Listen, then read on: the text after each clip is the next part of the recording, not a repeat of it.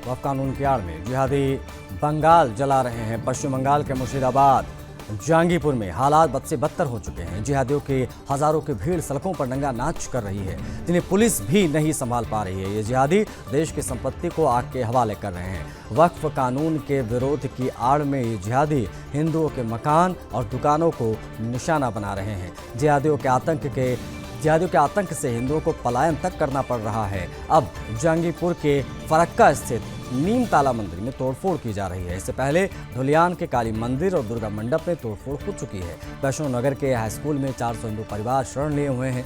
उनके लिए भोजन पानी के इंतजाम नहीं है, घर तक नहीं है। कई महिलाएं खुले में बैठी हुई हैं। एक मानवीय संकट पैदा हो गया है और इसकी साजिश आज से नहीं बल्कि कई वर्षों से चली आ रही है।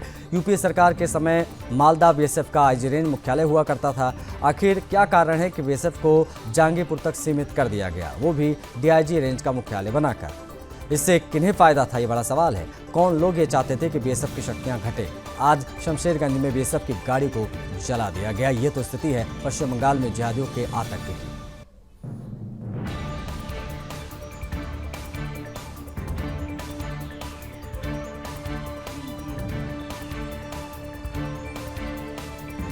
पश्चिम बंगाल का मुर्शिदाबाद इस्लामिक कट्टरपंथियों द्वारा फैलाई गई हिंसा की चपेट में है।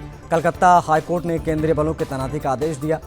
ये सब वक्फ संशोधन कानून के विरोध के नाम पर शुरू हुआ, लेकिन जल्द ही इसका असली चेहरा भी सामने आ गया। मुर्शिदाबाद हिंसा में हिंदुओं को खास तौर पर टारगेट किया जा रहा है। उनके घर, दुकानें, गाड़ियां, यहाँ तक कि मंदिर भी तोड़े जा रहे हैं। इन घटनाक्रमों के बीच में बीजेपी नेता अमित मालवीय ने मुर्शिदाबाद हिंसा का दिल दहला देने वाला एक वीडियो शेयर किया है, जिसमें पिता पुत्र की हत्या कर दी गई। अमित मालवीय द्वारा वीडियो में हरगोविंद दास जो कि पिता है और चंदन दास जो बेटा है, उनके शव दिखाए जा रहे हैं, जो मूर्तिकार थे और देवी देवताओं की मूर्तियां बनाते थे। उनके घर में इस्लामिक कट्टरपंथियों ने लूटपाट की और उसके बाद में धारदार हथियारों से उनकी हत्या कर दी। तस्वीरों में दिख रहा है कि उनकी आंखों पर भी हमला किया गया, यानी जिन आंखों से देखकर वो देवी देवताओं की मूर्तियां गढ़ा करते थे, नफरत की आग में इस्लामिक कट्टरपंथियों ने उन आंखों को भी फोड़ दिया। इस हिंसा से मुर्शिदाबाद के हिंदुओं के जो जख्म है वो काफ़ी गहरे हो गए हैं। उनके घर, दुकानें और आजीविका सब कुछ तबाह दिखाई दे रही है।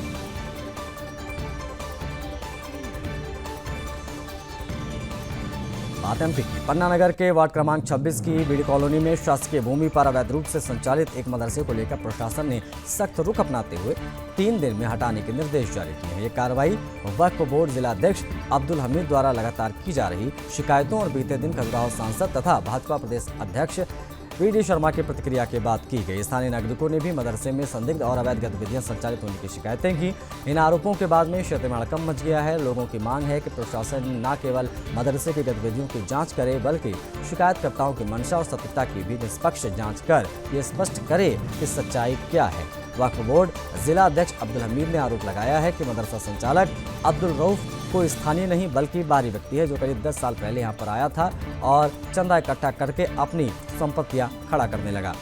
रऊफ पर देश विरोधी गतिविधियों और सामाजिक सौहार्द बिगाड़ने की कोशिश के भी आरोप हैं। पन्ना प्रवास के दौरान सांसद और भाजपा प्रदेश अध्यक्ष वीडी शर्मा ने वक्फ कानून में संशोधन की जरूरतों पर बात करते हुए इस पर भी प्रतिक्रिया दी।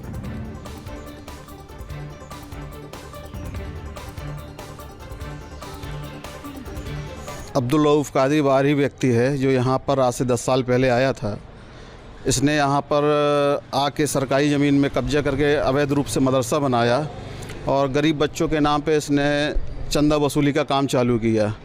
जो ये हर साल लाखों रुपए चंदा वसूल करता था, लेकिन बच्चों का तो उतनी अच्छी शिक्षाएं नहीं मिल पाई। उन्होंने उस चंदे का उपयोग अपने ऊपर किया अधिकतर, और वहाँ पर बहुत सी ऐसी गतिविधियाँ संचालित होने लगी थी उस मदरसे से जो समाज विरोधी थी और समाज को तोड़ने वाली थी।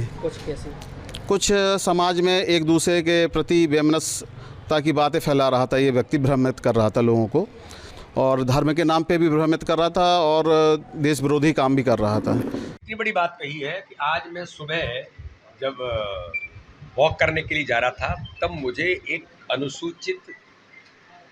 मुझे अल्पसंख्यक के एक भाई ने आकर के यहाँ बताया कि वक्फ की संपत्ति के नाम पर पन्ना के अंदर एक अवैध मदरसा चल रहा है, अवैध मदरसा, और वो अल्पसंख्यक भाई है। और वो मुझे क्या कहता है, भाई साहब हम इसके लिए लिख चुके हैं, हमने कंप्लेंट की है, हम कोर्ट के अंदर तक जा रहे हैं, वहाँ इतनी अवैध गतिविधियाँ चलती हैं, ये पन्ना के लिए दुर्भाग्यजनक है।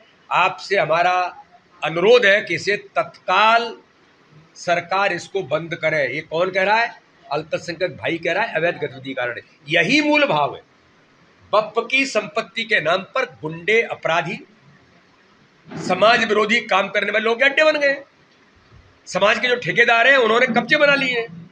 लेकिन प्रधानमंत्री नरेंद्र मोदी जी का नेतृत्व है, अमित भाई इस देश के गृह मंत्री हैं,